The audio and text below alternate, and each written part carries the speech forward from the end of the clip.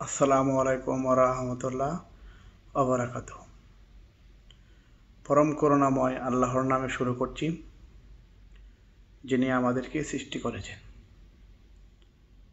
Voice of Abdullah official channel থেকে আব্দুল্লাহ বলতেছি। পৃথিবীর যে যেখান থেকে আমার চ্যানেলে যুক্ত হয়েছেন সবাইকে স্বাগত। আমি গত যে ভিডিও পাবলিশ করেছিলাম সেটি ছিল প্রবাসী যারা বর্তমানে সৌদি আরবে আসেন বা বর্তমানে আপনারা যারা বর্তমানে সৌদি আরবে কাজ করতেছেন এবং যাদের মামলা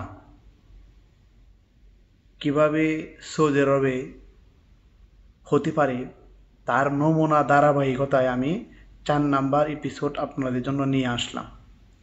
আমি ওই যে ভিডিওতে আপনাদেরকে বলেছিলাম, যখন থানা লেভেল থেকে জেলা পর্যায়ে পুলিশ যখন আসামিকে ট্রান্সফার করা হয় সৌদি আরবের জেলা পর্যায়ে, ওই জেলা পর্যায়ে তখন সেখানে আপনাকে 2 থেকে 3 দিন মানে কোর্টে তোলা হবে আপনাকে। এই কেস মামলা যে আপনার নামে হয়েছে আপনি তখনও কিছু বুঝতে পারবেন না।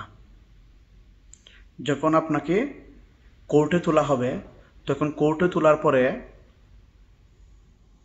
আপনাকে একটি রুমের ভিতরে 2-3 জন সৌদি আরব যারা এই ইনভেস্টিগেশন তদন্তটা করবে তাদের হাতে আপনার সকল কাগজপত্র তাদের হাতে থাকবে। তখন তারা আপনাকে প্রশ্ন করবে, আপনি কি আরবি ভাষা জানেন? তখন আর আপনি জানলেও কিন্তু বলবেন না যে আমি আরবি ভাষা জানি। আপনি বলবেন যে না, আমি আরবি ভাষা জানি না। এটা কিন্তু আপনার জন্য একটি ভালো প্লাস পয়েন্ট। তখন ওই দিন আপনাকে কোর্ট থেকে বলবে ঠিক আছে, তখন আপনাকে 1 ঘন্টা পরে অথবা 2 ঘন্টার পরে ওই কোর্ট থেকে আবার আপনাকে জেলা পর্যায়ে থানা মধ্যে তারা নিয়ে আসবে। নিয়ে আসার পরে আপনি ওই থানাতে থাকবেন। থানাতে থাকার পরে পরের দিন আপনাকে আবার পুলিশে কোর্টে নিয়ে যাবে পুলিশের গাড়ি দিয়ে। তখন আপনি ওই দিন বাংলাদেশি ভাষা, যারা আরবি ভাষা জানে সেই ধরনের এই কোর্টের মধ্যে লোক থাকে, এই লোকগুলা তারা এই হায়ার করে আনবে। তাদের নাম, ঠিকানা, ইকামা সব কিছু নোট করা হবে। আপনি বাংলা যে কথাটা বলবেন সেটা তারা নোট করে রাখবে। আর এই কোর্টের ভিতরে উকিলরা তারা আরবিতে প্রশ্ন করবে, তখন আপনাকে বাংলাতে ওই বাঙালি ভাই আপনাকে বুঝিয়ে দিবে যে আপনি এটা হয়েছে। এভাবে আপনাকে প্রায় ওই কোর্টের মধ্যে আরও কমপক্ষে 30টি প্রশ্ন করতে পারে। যে প্রশ্নগুলো আমি এর আগেই 1 নাম্বার এপিসোডে, 2 নাম্বার এপিসোডে, 3 নাম্বার এপিসোডেও কিন্তু আমি বলেছি যে কী প্রশ্ন করতে পারে। তাহলে ওই যে আপনি প্রথম যে থানার মধ্যে যেভাবে আপনি প্রশ্নের উত্তর আপনি যেভাবে দিয়েছেন ঠিক সেভাবেই এখানে এই উত্তর দেওয়ার চেষ্টা করবেন। আমি আপনাদেরকে আবার একটু বলার চেষ্টা করি, সেটি হচ্ছে যে আপনার সিম কার্ড কয়টা, আপনার ব্যাংক কার্ড কয়টা, আপনার নাম কি, আপনি সৌদি আরবে কত তারিখে এসেছেন, আপনার ইকামাটা কত তারিখ ইস্যু করা হয়েছে, এবং সৌদি আরবে আপনি কোথায় কোথায় ভিজিট করেছেন, এখন আপনি সৌদি আরবের কোন জায়গায় কাজ করেন, এই সবগুলো তারা আবার আইডেন্টিফিকেশন করবে ওই কোর্টের মধ্যে, যেখানে উকিলে বিচারক জাজমেন্ট বসবে সেখানে এই প্রশ্নগুলো করবে। আপনি বলবেন, আপনাকে বলবে যে আপনি কি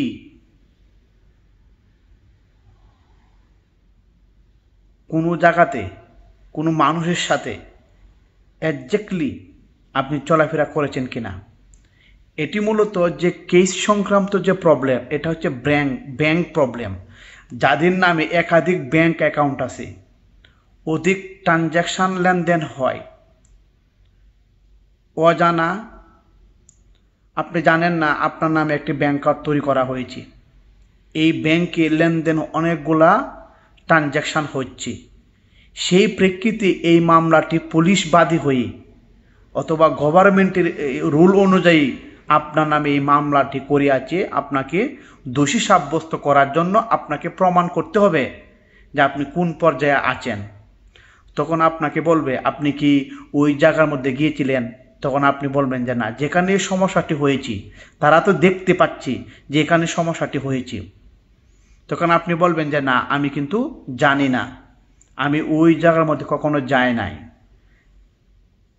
তখন আপনাকে তারা ওই বিষয়ে প্রশ্ন করবে যে এই মোবাইল নাম্বারটা চিনেন কিনা, ওই ব্যাংক অ্যাকাউন্টটা আপনি চিনেন কিনা, তারা কিন্তু আপনাকে দেখাবে। আপনার উত্তর শুধু হবে না, আপনি না উত্তর শুধু দিতেছেন যে না আমি জানি না, আমার এই সমস্ত কোনো কাহিনী আমার জানা নাই। তখন আপনাকে কোর্ট থেকে কিন্তু আবার এই থানাতে নিয়ে আসবে, পুলিশে নিয়ে আসবে। এভাবে আরও 2 দিন আপনাকে এভাবে কোর্টে যেতে হবে, পুলিশে নিয়ে যাবে, পুলিশে নিয়ে আসবে, এভাবে আপনাকে তদন্ত করা হবে। এই তদন্ত করতে করতে করতে করতে 2-3 দিন 4 দিন 5 দিন আপনাকে এই কোর্টে যাতায়াত করতে হবে, পুলিশে আপনাকে নিয়ে যাবে, নিয়ে আসবে, এই হচ্ছে কাজ। এবং এই কোর্টের তদন্ত যে আপনি উত্তরগুলো দিয়েছেন যেভাবে, এই উত্তরে ভিত্তি করে তারা এই ফাইলটি আবার জায়গায় জায়গায় ট্রান্সফার করবে, জায়গায় জায়গায় তারা চেক করবে যে অমুক এই কথাগুলা বলেছে, দেখো এগুলা জাস্টিফাই করো, এবং এগুলো সত্য মিথ্যা বাইর করে আবার রিপোর্ট করতে হবে। তখন আপনি কিন্তু জেলের ভিতরে অথবা থানার মধ্যে 4 দিন কিংবা 5 দিন আপনি গিয়েছেন, যাওয়ার পরে সর্বোচ্চ 3 দিন যাইতে হয়, এর বেশি না, 3 দিন সর্বোচ্চ। তারপরে আপনাকে এই থানার মধ্যে আরও 7 দিন থাকতে হবে অতিরিক্ত, 7 দিন অথবা 10 দিন অথবা 14 দিন আপনাকে এই থানার মধ্যে রাখবে সর্বোচ্চ। এই যে থানাগুলা, এই যে কোর্ট ভিত্তিক যে থানা, আপনি হয় থাকবেন 3 দিন, হয় 7 দিন, 10 দিন, 14 দিন, 14 দিনের উপরে আপনাকে এই থানাতে কিন্তু আর রাখা হবে না। এটি কিন্তু সৌদি আরবের নিয়ম। সর্বোচ্চ 2 সপ্তাহ আপনাকে থানার মধ্যে তারা রাখবে।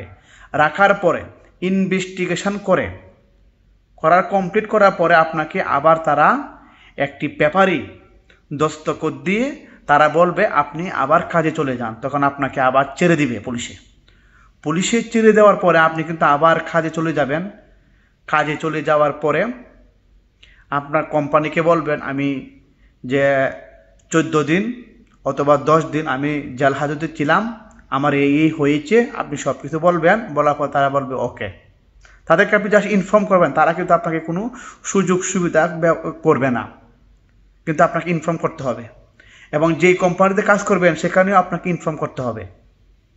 যদি আপনার 2টি কোম্পানি হয়, যদি আপনার 2টি কোম্পানি হয়, অনেকে আছে না সাপ্লাই, যে আপনি মেইন কোম্পানি এক জায়গায়, সাপ্লাই কোম্পানি এক জায়গায়, সাপ্লাই কোম্পানিকে আপনার বলতে হবে এবং আপনার মেইন কোম্পানিকে আপনাকে জানাতে হবে।